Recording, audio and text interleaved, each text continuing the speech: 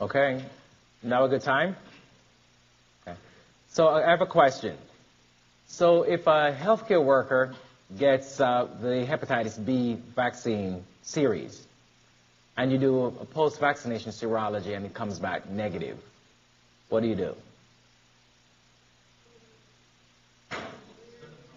You start the series, be really careful. Be really careful and start the series again. Yes, both. You start the series again, all 3 shots. So if a healthcare worker, or anyone for that matter, where the hepatitis B serology is important, is you give the first 3 shots, you do post-vaccination testing. If it comes back negative, you repeat the series, all 3 shots. What if it comes back negative after that? You ask for a refund? Should they? What do? You give it twice, 2 series, and then you stop. So the studies have shown that those folks who do not respond after receiving 2 series are immune. They just never acquire hepatitis B, but for something peculiar about them, for lack of a better word, they just don't mount an antibody response. Okay? So remember that. If someone fails to respond for the first series, you repeat post-vaccination testing, you repeat the series, and then you stop. Okay. So let's talk about hepatitis C.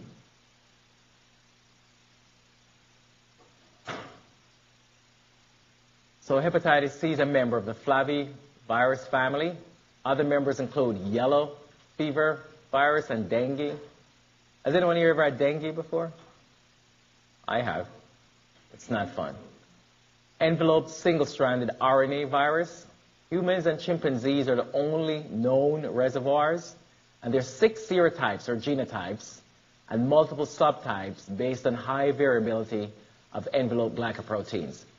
And so you don't have to know this, but just eventually you will, but I'll just tell you that the different serotypes all respond to treatment course differently. And the type that's most common in the United States, very, very, very treatment resistant.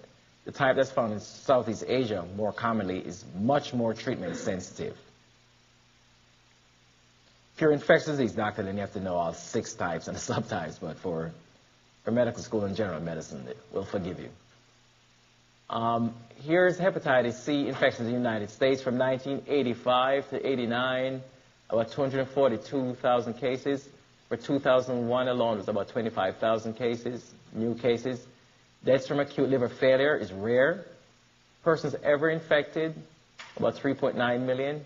Persons with chronic infection, about 2.7 million.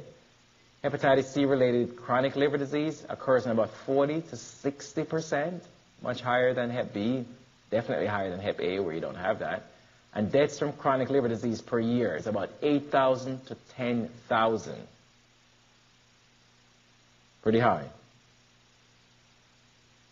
Here's the estimated incidence of acute hepatitis C infection in the United States from 1960 to 2000. Here is, on the y-axis, new infections per 100,000. On the x-axis, the year. You notice that it has increased and then decreased. There's been a decline in injection drug users and decline in transfusion recipients. And it's probably just due to our increased awareness and testing, as well as universal precautions and so on. There's no vaccine for hepatitis C. Okay. So exposure is known to be associated with hepatitis C infection, injecting drug use, transfusion, or transplant from an infected donor, occupational exposure to blood, mostly needle sticks, iatrogenic, unsafe injections, birth to hepatitis C infected mother, and sex with an infected partner or multiple sex partners. Now, this is not a very efficient way of transmitting Hep C, as say injecting drug use, but it certainly can occur. So you see here, injecting drug use is about 60% of cases, whereas sexual is about 15%, transfusion is about 10% before screening, occupational about 4%, and unknown is about 10%. Any questions so far?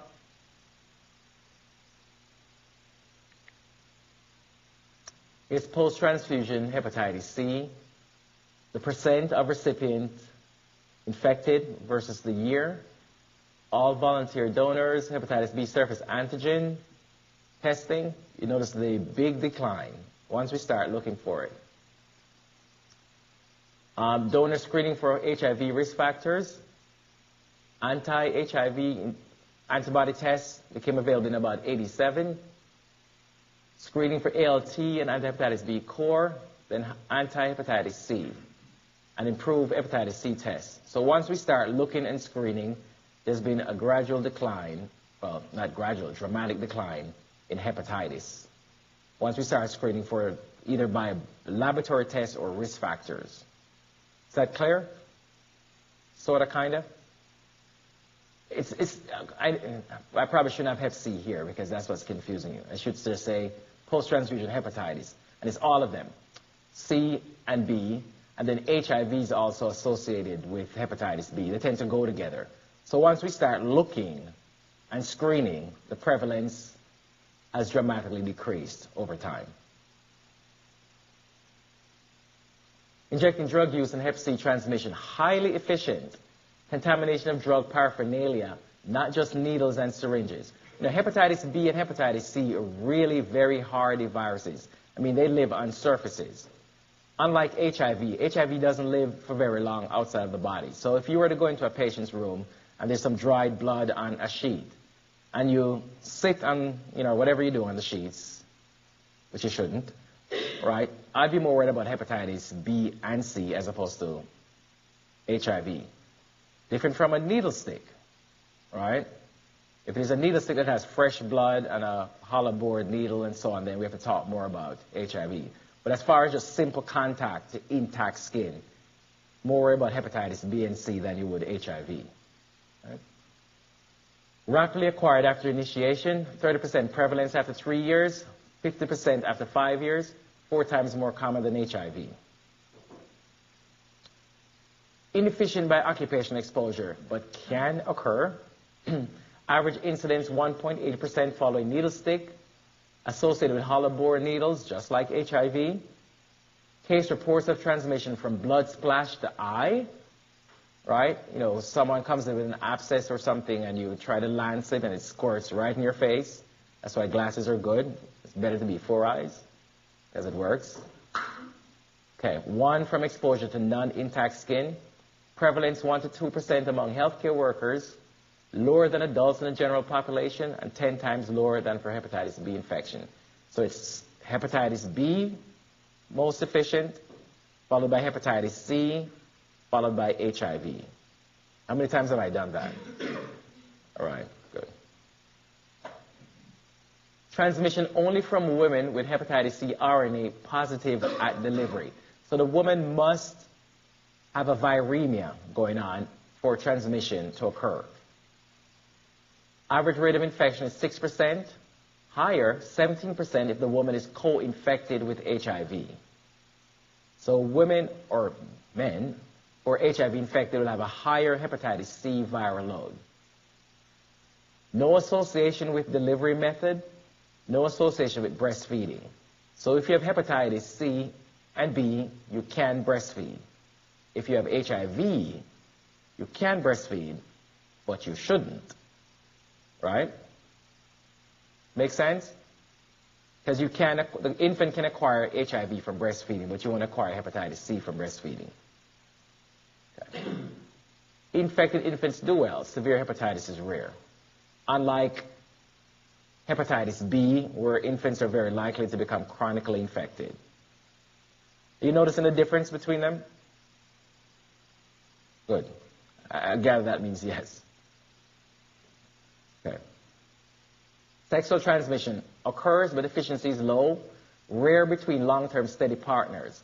So, for example, if someone shows up in your office and for some strange reason you decide to do a hepatitis C test, and the person has been married for 10 years, 15 years, and they're freaking out, right?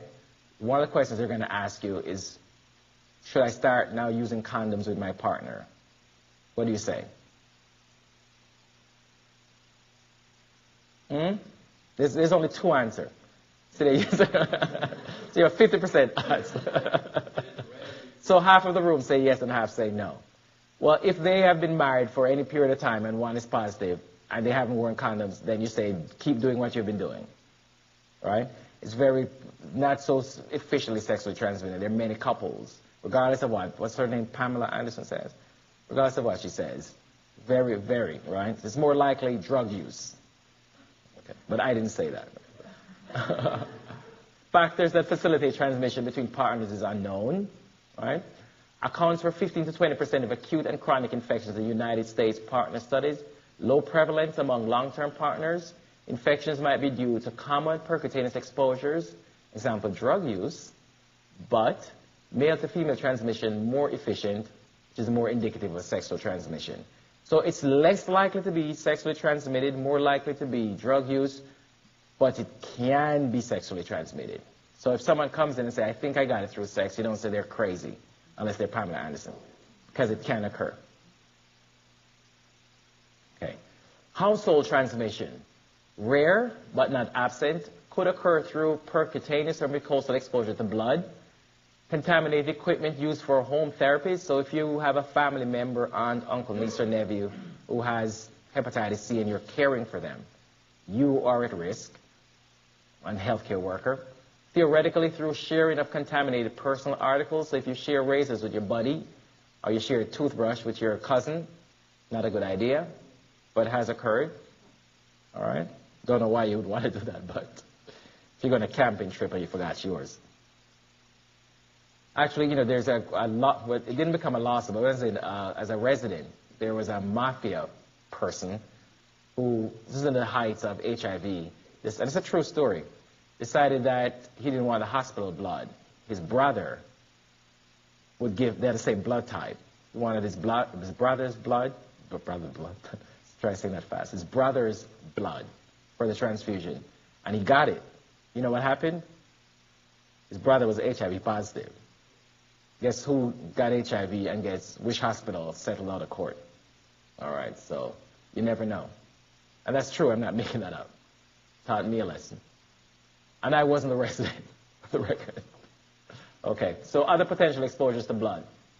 No or insufficient data showing increased risks from intranasal cocaine use, tattoos, body piercing, acupuncture, military service, but certainly when I think about hepatitis B, in this case, no associations in acute case control or population-based studies, cross-sectional studies in highly selected groups with inconsistent results.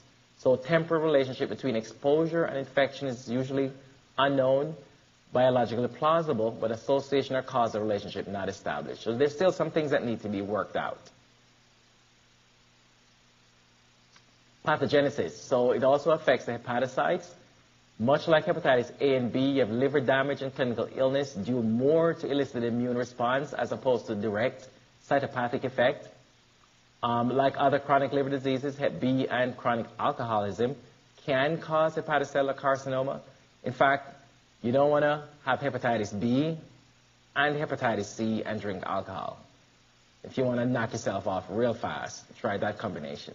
Not good. Some genotypes that I mentioned before are more amenable to therapy, example 3. But in the United States, it's type 1 that's more common, that's very resistant to treatment. Incubation period in weeks, average 6 to 7. Range 2 to 26 weeks. Acute illness, jaundice is mild, less than 20%. See, less so than hepatitis A or less so than hepatitis B. Case fatality rate is low but can occur. Chronic infection in 60 to 85%. This is higher than hepatitis B. Chronic hepatitis age-related, 10% to 70%, most asymptomatic, and about less than 5% to 20% would develop cirrhosis. And the mortality from chronic liver disease is about 1 to 5%. So both hepatitis B and hepatitis C can be fatal. Hepatitis A is not, right? Both hepatitis B and C can lead to a chronic infection, but hepatitis C is more likely to develop a chronic infection. Both hepatitis B and C can lead to hepatocellular carcinoma, and they're both made worse by alcohol. Okay. So Hep C, acute infection, asymptomatic in over 80% of patients. When present, acute illness usually mild. In fact, patients will flip out because they'll come and, for some reason, somebody orders a hepatitis C, or, you know, I want to be tested for everything known to man and God. And hepatitis C invariably ends up being one of them. And, you know, this good girl who goes to church every day of the week has hepatitis C. And she never used drugs, right? She never had sex, she says, but she has hepatitis C.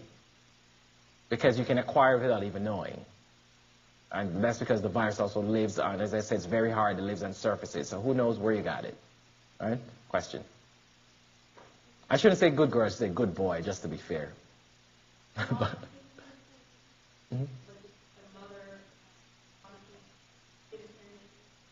yeah, she could transmit it. What happens is that the HIV, unlike hepatitis C, right? HIV lives in everywhere in your body, every place we ever looked, particularly cells that have CD4 receptors. Hepatitis C and hepatitis B lives in your liver. In order for it to be in your the rest of your body, you have to have a viremia. Cells die and release the virus, and the virus gets transported through your body. So only if the mother has a viremia at the time that she transmits it to the baby. You know, in chronic cases, the mother might have very low levels of the virus, and she could have very low or undetectable levels of the virus. And in fact, you know, it's one of the problems with testing for hepatitis C. Is someone can have hepatitis C and you test for it, and the test comes back negative because they're having a viremia. The levels are up and down, up and down. Doesn't mean they don't have it. It's just based on when you test. Unlike HIV, you always have a viremia. So no matter when you test, the person is always positive. All right?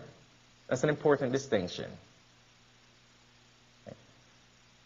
But even for HIV, there's a higher risk of transmission to the infant based on how high the viral load is. And that's the whole goal of giving AZT during pregnancy, during labor, and after labor, is to decrease the viral load substantially.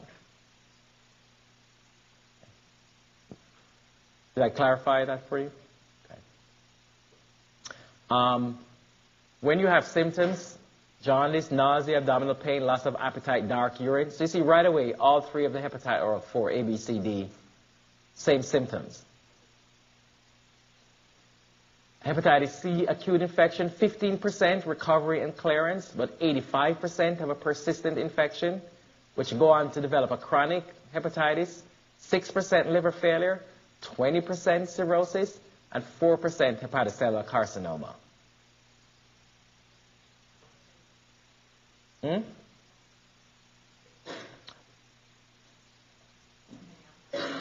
Where, you know,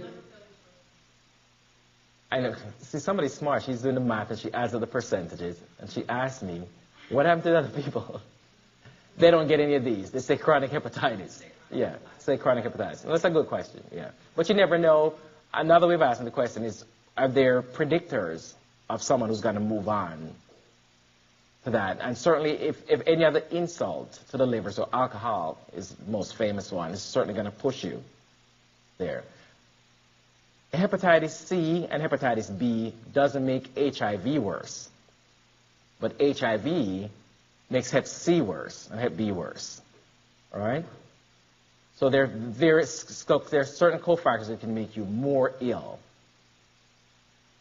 It's a good question, thanks. So there's some extrahepatic manifestations. Some are probably due to immune complexes, but some of these you encounter in your rheumatology and some of those complicated internal medicine class, but mixed cryoglobulin, that word, vasculitis, skin rash, fatigue, porphyria cutaneous tarda, membranoproliferative glomerulonephritis, questionable diabetes, other autoimmune disease. When you get to be an infectious disease doc, you quickly forget intentionally what some of these things are. But that's what some of them look like. Porphyria cutaneous tarda. Okay. So factors promoting progression of severity. So increased alcohol intake. Age greater than 40, So if you're Peter's age at time of infection, HIV co-infection, if you're male, or chronic Hep B co-infection. Right? So, so a lot of people don't progress to hepatocellular carcinoma, but as you get older and you start drinking and,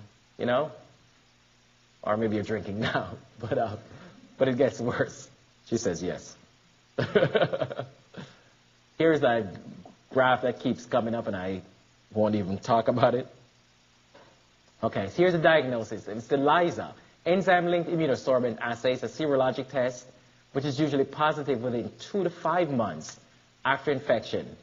Third-generation assay is now 99% specific and sensitive, and I'm going to say a little bit more about this.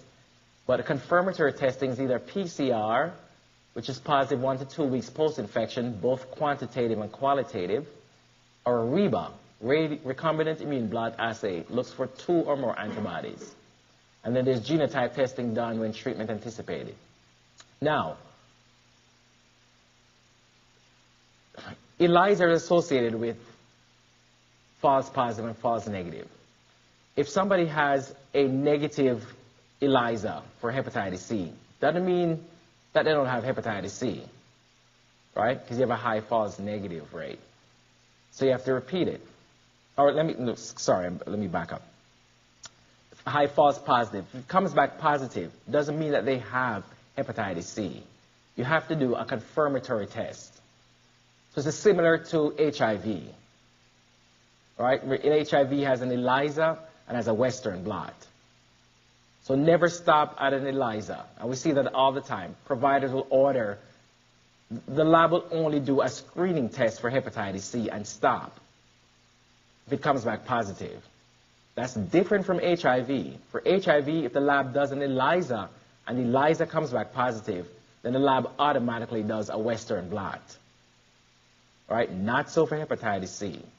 For hepatitis C, when they report out a positive ELISA, you have to now order a PCR or a REBA based on what's done in your hospital. Understand? Otherwise, if you don't do that, you make us folks at the health department crazy, because Hep C is reportable. And if you're reporting all the Hep C ELISA to us, we go crazy. And we do. We come find you. All right? So always remember that the lab, if you order hepatitis C antibody, the lab does an ELISA and reports it out positive or negative. If the ELISA comes back positive, you need now to order a confirmatory test, which could be either a PCR or a REBA. Not so for HIV. HIV, the lab does an ELISA. If the ELISA is positive, the lab automatically does a Western blot, which is a confirmatory test.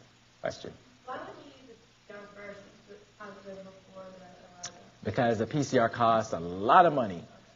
Costs a lot of money. And the PCR, too, because of the way how Hep C is. Remember I said there's viremia. So you have bursts.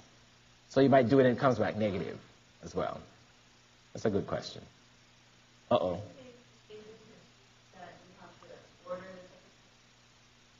Mm-hmm. It's automatic for HIV, yeah. And the ELISA for hepatitis C has a high false positive. I think that's an even more crucial point. It's a high false positive. Yeah, and that part, it depends on the assay, but it makes no sense. This is a CDC slide. It makes no sense, because in the real world, yeah, I know. Okay, so pretty much don't believe what that says? Yeah. Yeah. It's after I put it up, I go, wait a second, it's really 99%? Percent? Yeah. Well, I can see. Here's how they counter it. There's some labs that have standardized the ELISA. They call it a signal to cutoff ratio. If the signal to cutoff ratio is greater than 3, so they standardize in the lab, they do, like 50 different ELISA, and the ELISA is a colorimetric assay. So they say if all the colors fall between here and here, with our experience, anything that's greater than 3 is positive.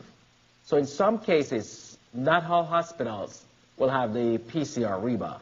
They'll give you a signal to cutoff ratio, and they'll tell you whether it's greater than 3 or less than 3. But that's a standardized assay.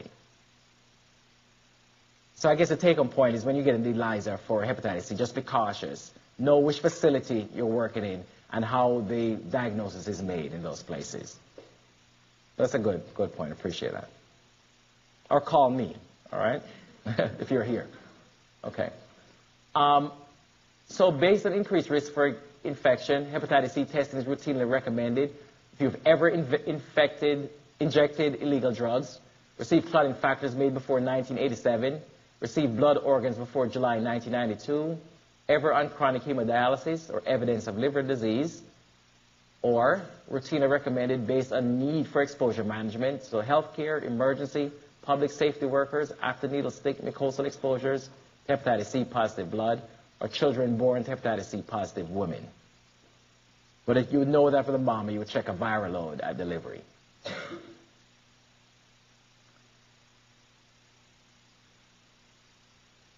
So medical evaluation and management, so assess for biochemical evidence of chronic liver disease, assess for severity of disease and possible treatment according to current practice guidelines. About 40-50% sustained response to antiviral combination therapy, so pegylated interferon and ribavirin is a treatment for hepatitis C, pegylated interferon and ribavirin, and vaccinate against hepatitis A. The last thing you want is to know that your patient has hepatitis C or have hepatitis B and you never vaccinated against hepatitis A. They go somewhere on vacation and come back with hepatitis A. It makes hepatitis C or B worse. Right? Counsel to reduce further harm to liver. Stop drinking, right? No matter what disease you have, stop drinking. It doesn't make it any better. So standard of care is pegylated interferon and ribavirin. Many barriers to treatment as the above regimen is difficult to take and has many systemic side effects. Fatigue, it's almost like flu-like syndrome. You're flat in your back. The treatment is for about 24 weeks or a year, depending on whether you're co-infected or not. Myalgias, depression to the point of suicide, which has happened. Anemia, to name a few. In fact, some patients get psychotic and will threaten to kill you, and some have, all right? And I'm not making that up. People get really sick with pegylated interferon. And the overall response rate to treatment is 40 to 50%. Just higher for non-1 genotypes, it's about maybe 60 to 75%.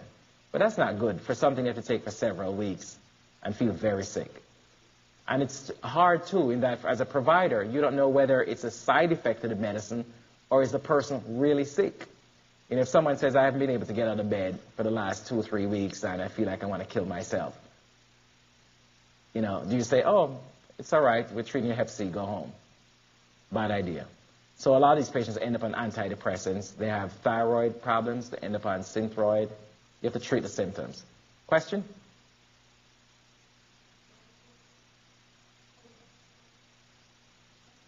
Yes. Yeah, you can treat. So it's symptomatic treatment. But a lot of providers are very terrified because you can't tell. A lot of the patients who come in requiring treatment tend to have a lot of other stuff going. Imagine your alcoholic who comes in who has hepatitis C. And they're telling you, I just can't get out of bed and, feel like I'm going to kill myself and I know I used to use drugs. You don't know whether you try to encourage them along and say, hang in there, buddy.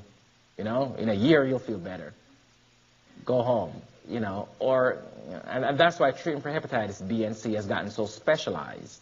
It used to be primarily just GI docs because gastroenterologists could do a biopsy. Now it's shifting towards infectious disease docs because they're developing various blood tests that tells you the severity of the liver infection. So ID docs, we have no procedures, so we give it to the GI doc, but that's changing. But you need a doctor who has expertise and has seen a lot of patients, so you're comfortable with when a patient reports some of these symptoms, whether to prescribe something or you need to admit them to the hospital or stop treatment.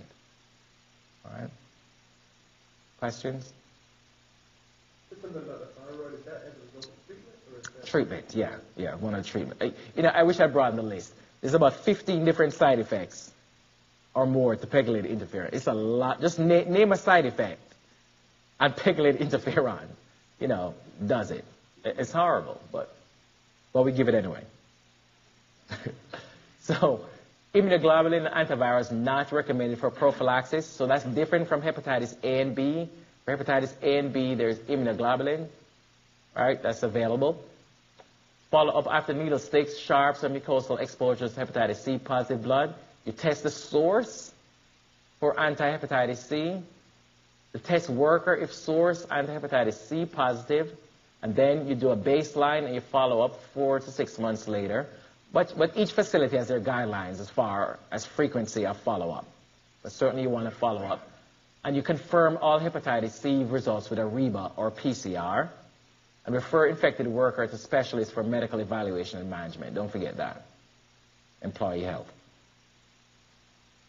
So, anti-hepatitis C positive persons should be considered potentially infectious, keep cuts and skins covered, be informed of the potential for sexual transmission, be informed of the potential for perinatal transmission, but no evidence to advise against pregnancy or breastfeeding, so you can breastfeed if you're Hep C positive. Anti-hepatitis C positive persons should not donate blood, organs, tissues, or semen, share household articles, example, toothbrushes or razors. All right? Hepatitis E. Any questions so far? No? Good. Okay, so hepatitis E is a non-enveloped single-stranded RNA virus. It resembles a calcivirus or Norwalk agent that gives the diarrheal outbreaks on cruise ships that you spend $2,000 for and stay inside and have diarrhea all the time. These are actually fun. One of the things we do is that, your Epidemic Intelligence Service officer at CDC is a public health investigator. And the cruise ships will have an outbreak where it'll have, 400 people who paid a lot of money for a week's trip all have diarrhea. And they'll fly you out to investigate it, somewhere in Mexico and fly you back 2 days later. But it's always fun because there's so many things that somebody could eat. And when you go away, things that you never usually touch. But this virus is extremely hard, and I know we're not talking about it, but it's interesting that it lives on surfaces for a very long time. So even after they clean the ship, the next group of people, guess what? So not very good publicity. But why it's relevant, it's similar to Hep A and E, except high mortality in pregnant women. Okay? That's actually a board question. That always comes up. So here's where it is. If you notice, it's not in the United States, but it's in much of the rest of the world. Most outbreaks associated with fecally contaminated drinking water, minimal person-to-person transmission. U.S. cases usually have a history of travel to hepatitis E endemic areas. The incubation period averages about 40 days, range 15 to 60 days. Case fatality rate overall 1 to 3% of pregnant women, 1 to 3% overall, but pregnant women 15 to 25%. Illness severity increased with age and no chronic complications. All the boards I've ever taken always have this question. All right? I'm not going to go over that. Okay.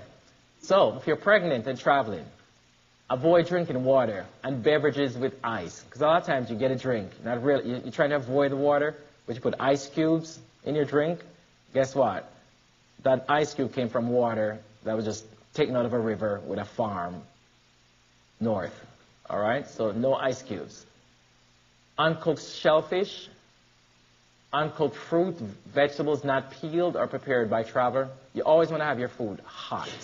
All right? And if you're going to eat fruits, make sure it's fruits that can be peeled. Okay? And if it's raw and there's a lot of spice in it, that doesn't count as being cooked. Right? Doesn't count as being cooked. Immunoglobulin prepared from donors in Western countries does not prevent infection. Okay? Unknown efficacy of immunoglobulin prepared from donors in endemic areas, and no vaccine. Whoa. So I think the last two slides, which I'm not going to go over, actually is a big summary of just about everything that I've spoken about. And if you go over these two, with the first three slides that I show you, you will cover the vast majority of things that you need to know. And that's it. Actually, finished ahead of time. You have questions, or should I keep talking? Because I could. Any questions? Anything I need to clarify?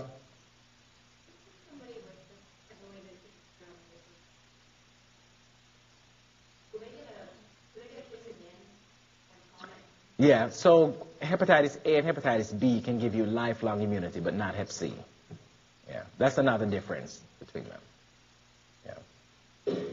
But remember that hep C, that 70 to 80% of people have a chronic infection.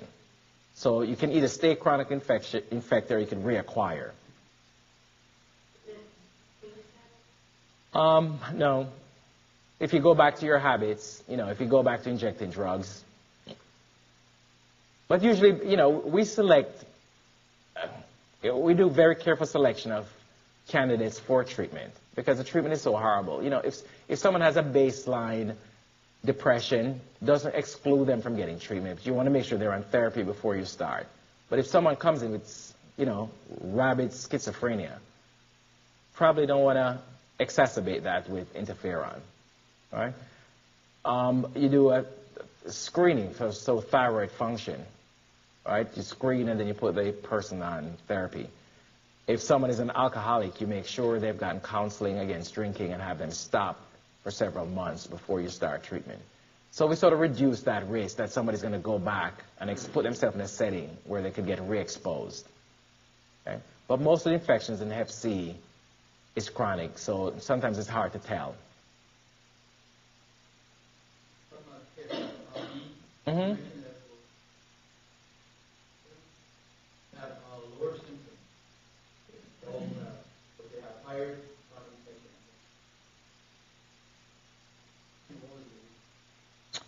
infection. White children versus, I don't know.